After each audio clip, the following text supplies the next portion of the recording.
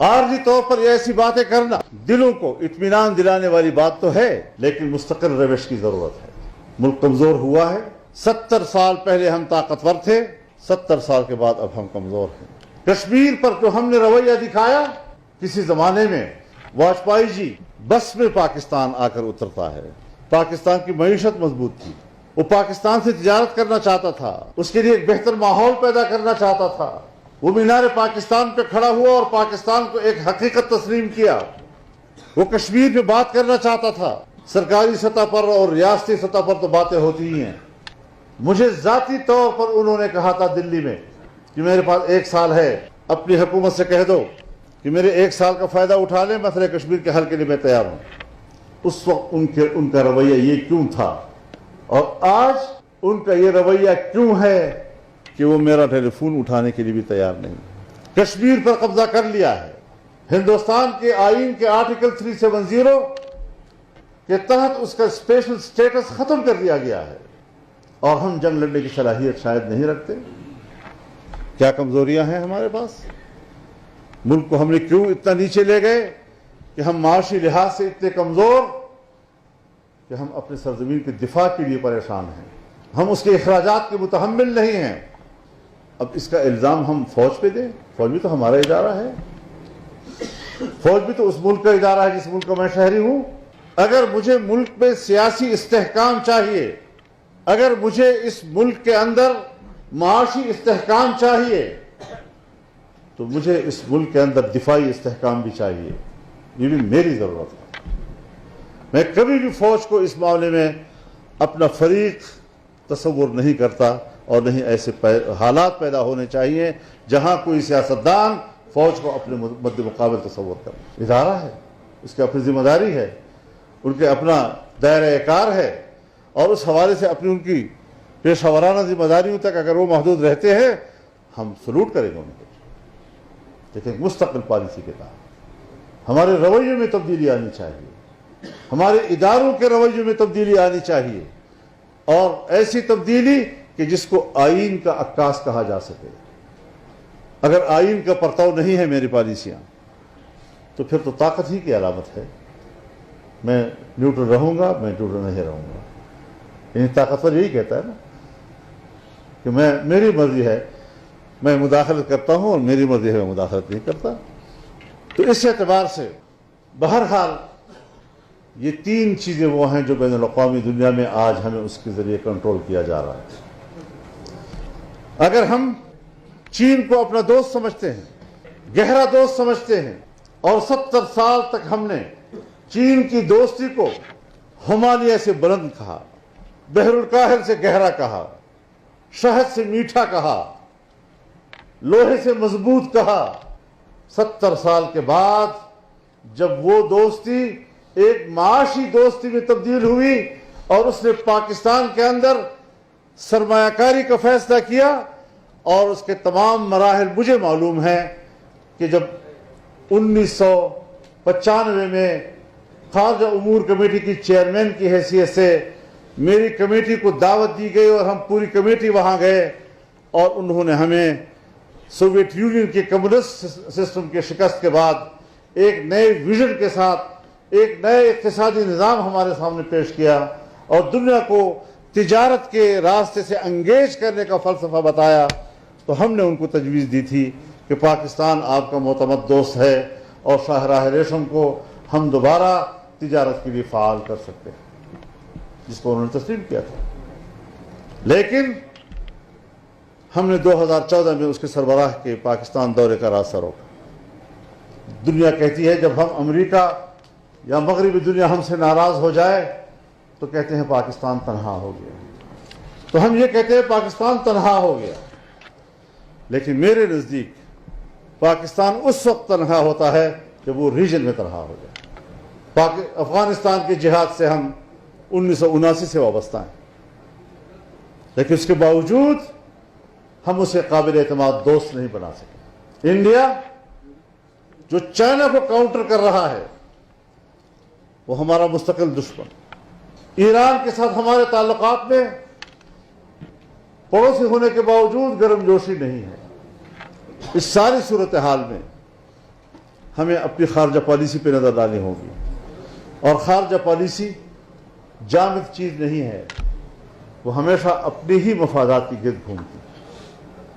ہم اپنے پہلے مفادات کا تعین کریں کہ ہمارا مفاد کیا ہے، اور پھر ہم اس کے بعد اس حوالے سے اگلے اقدامات کی طرف جائیں۔ ہمارے اپنے ملک کے اندر سن 1973 کے آئین کے تحت صوبوں کو اختیارات دیے گئے محدود پیمانے پہ، اور 18ویں ترمیم میں بہت زیادہ اختیارات صوبوں کو دیے گئے، لیکن اس وقت بھی اس پر عمل درآمد میں کمی ہے، اس کی امپلیمنٹیشن اس طرح نہیں ہو رہی ہے۔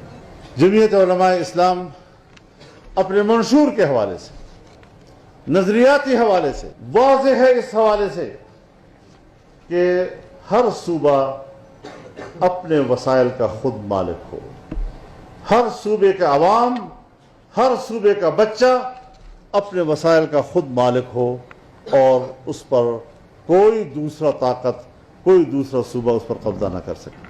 بلوچستان اس وقت معدنی ذخائر سے مالا مال ہے، اس میں کوئی شک نہیں ہے۔ صوبہ خیبر پختونخوا، اس کے پہاڑ معدنی ذخائر سے مالا مال ہیں، لیکن اپنے ہی وسائل پر ہماری قدرت نہیں ہے، اپنی ہی سرزمین پر ہم اپنے ہی وسائل سے محروم ہیں۔ تو پھر ظاہر ہے ایک طرف آپ ریاستی طور پر معاشی لحاظ سے کمزور ہیں، اور دوسری طرف آپ کے صوبوں کے اندر عوام کے صفوں میں محرومیت کے نعرے اٹھیں گی۔ یہ چیزیں ریاست کے خاتمے کا سبب بنتی ہیں۔ اگر ہم نے اس ریاست کو بچانا ہے، اس کو طاقتور رکھنا ہے، اس کو ابدالآباد تک زندہ رکھنا ہے، تو پھر ہمیں حقوق تسلیم کرنے ہوں گے۔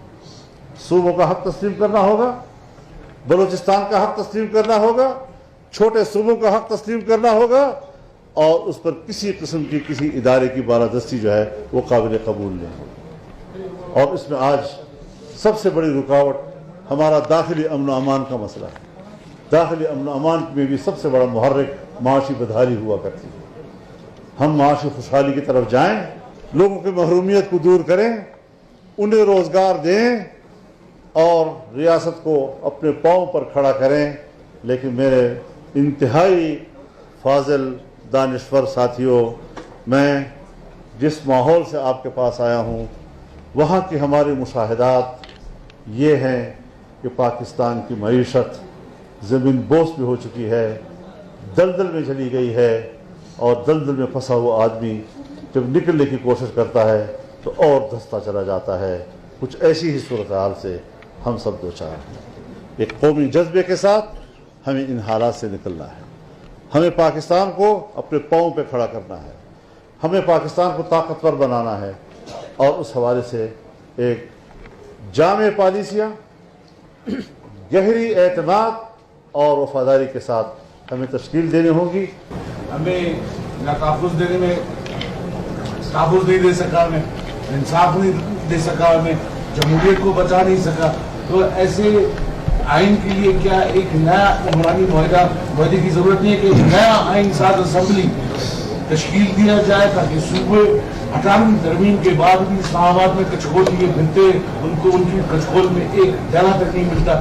کیا ایک نیا عمرانی معاہدے کے تحت ایک نئی آئین ساز اسمبلی تشکیل نہ دیا جائے تاکہ ہم اس پولیٹیکل ٹرموائل سے نکلیں؟ یہ تو آپ ایسی بات کر رہے ہیں کہ میں ایک مسلمان ہوں، کلمہ گو، لیکن بحیثیت کلمہ گو مسلمان کے مجھے کوئی خوشحالی نہیں مل سکی ہے، اور میرا کلمہ اور ایمان مجھے یہ خوشی نہیں دے سکا ہے، تو کسی اور مذہب کی طرف نہ چلے جائیں۔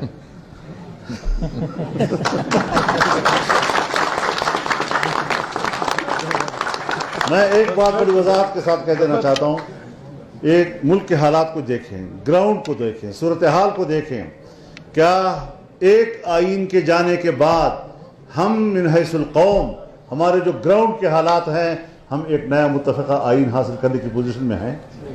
تو ایک صرف اصلاح کی کوشش، جمہوریت ہے تدریجی اصلاحات کا نام، ورنہ پھر تو انقلاب آئی، انقلاب سب کچھ ختم کر دے گا، آپ کا کام پورا ہو جائے گا اس میں، لیکن پھر کچھ ہاتھ نہیں آئے گا، جو ہاتھ میں ہے وہ بھی نکل جائے گا۔ اللہ تعالیٰ اپنے فضل و کرم فرمائے۔ My name is Kandurani from District 14. Sir, ہماری کوشچن یہ ہے کہ 1979 سے لے کر ابھی تک 2022 تک پاک افغان میں جو ہے مداخلت چل رہی ہے. آپ لوگوں نے ابھی تک گورنمنٹ آف پاکستان نے فیڈرل گورنمنٹ نے کہ افغانستان اسلامی امارات کو تسلیم کیوں نہیں کیا؟ یہ جو بارڈر بند ہے، جو یہاں پہ تجارت ہے، لوگ آتے جاتے لوگ، ہم لوگ یہاں پہ بلوچستان میں رہنے والے بلوچ ٹرائبل پشتون ٹرائبل ہمارے افغانستان سے رشتہ ہیں. اس کے حوالے سے آپ کے فیڈرل گورنمنٹ کے حوالے سے آپ کیا پالیسی گورنمنٹ پاکستان ہے؟ اچھا بندہ آپ کو حق آیا ہے آج. تو جو آپ کی رائے ہے 100% میری یہی رائے ہے، لیکن حکومت چونکہ قومی ہے، 11-12 جماعتیں اس میں شامل ہیں، ایک پارٹی اکیلے فیصلہ نہیں کر سکتی. ورنہ میں افغانستان کی امارت اسلامیہ کو رسماً تسلیم کرنے کو پاکستان کے مفاد میں سمجھتا ہوں، افغانستان کے مفاد میں سمجھتا ہوں، اور تبھی ہم خطے میں ایک گہری دوستی کی طرف جا سکیں گے، ورنہ روز بروز ہمارا عدم اعتماد بڑھتا جا رہا ہے.